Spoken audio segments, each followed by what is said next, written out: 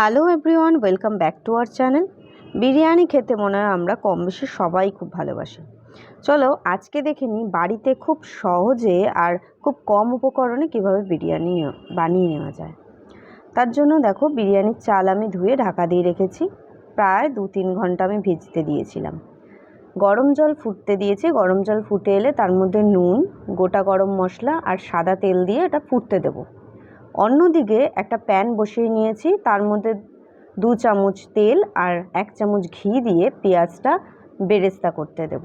পেঁয়াজ আমি কুচি করে আগে কেটে রেখেছিলাম। পেঁয়াজটা ভাজতে ভাজতে আমার জল ফুটে গেছে। এরপরে 3 ঘন্টা যে চালটা ভিজিয়ে রেখেছি সেটা আমি আস্তে আস্তে দিয়ে দেব। তারপরে দেখো, পেঁয়াজ এদিকে বেরেস্তা হয়ে গেছে। ভালো করে তেলটা ছেঁকে আমি তুলে নেব। পেঁয়াজ বেরেস্তা হয়ে যাওয়ার পরে চাল দেখো হয়ে গেছে।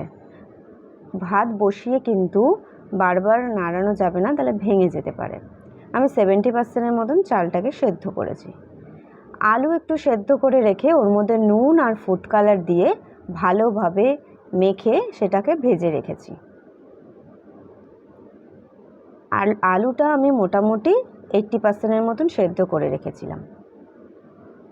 চিকেন নিয়েছি আমি এখানে 550 গ্রামের মতন।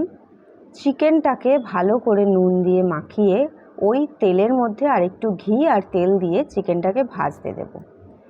চিকেন ভাজা হয়ে এলে সেটাকে একটু চাপা দিয়ে রাখবো, যাতে যেই জুসটা বেরোবে ওতে চিকেন সেদ্ধ হয়ে যাবে। ঢেকে ঢেকে ভাজলে দেখো যেরকম সাদা হয়ে এসছে, মোটামুটি সেদ্ধের দিকে। এরপরে 2 চামচ টক দই আর 1 চামচ বিরিয়ানি মশলা ভালোভাবে মিশিয়ে নিয়ে রেখে দিয়েছি। কুচনো পেঁয়াজ আর 2 চামচ আদা রসুনের পেস্ট দিয়ে এটাকে ভালোভাবে কষিয়ে নেব। ততক্ষণ কষাবো যতক্ষণ না পেঁয়াজটা নরম হয়ে আসছে। ভালো করে কষিয়ে নেওয়ার পরে দেখো কতটা তেল ছেড়ে এসছে আর চিকেনটাও বেশ ভাজা ভাজা হয়ে গেছে। এরপরে বিরিয়ানি মশলাটা আর দইটা যে পেস্ট রেখেছিলাম সেটা দিয়ে দেবো।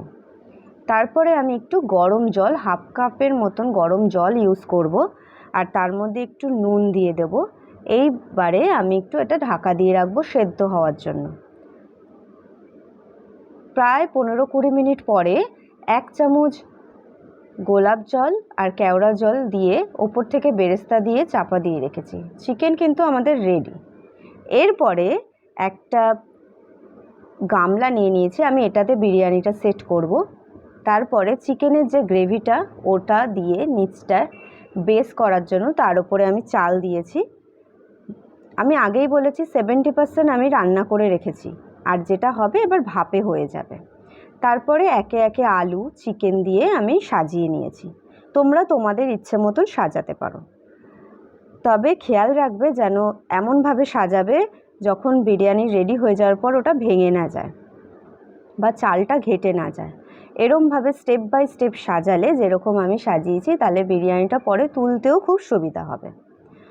তারপরে একটা কাপের মধ্যে আমি আগে থেকেই উষ্ণ গরম দুধে কিছুটা কেশর মিশিয়ে রেখেছিলাম। তার মধ্যে 1 চামচ গোলাপ জল আর কেওড়া জল আর 3 ফোঁটা আতর দিয়ে এবার চালের ওপরে দিয়ে দিচ্ছি। তার মধ্যে 1 চামচ ঘি দিয়েছি আর ওপর থেকে ছড়িয়ে দিয়েছি বেরেস্তা আর বিরিয়ানি মশলা। এরপর এটাকে ভালোভাবে আমি ফয়েল পেপার দিয়ে র্যাপ করে নিয়েছি। আর আমি এটাকে দমে বসাবো একটা চাটুর মধ্যে, যেটাতে রুটি করা হয়। সেটা গরম করে ওটাতে দমে বসিয়েছি 25 মিনিটের জন্য।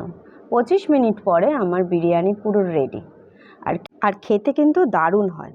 তোমরাও বাড়িতে এভাবে বানিয়ে আমাকে কমেন্ট করো তোমাদের কেমন লাগলো। আজকের রেসিপিটা যদি তোমাদের ভালো লেগে থাকে তাহলে লাইক, শেয়ার, সাবস্ক্রাইব করে আমার পাশে থেকো। Thank you.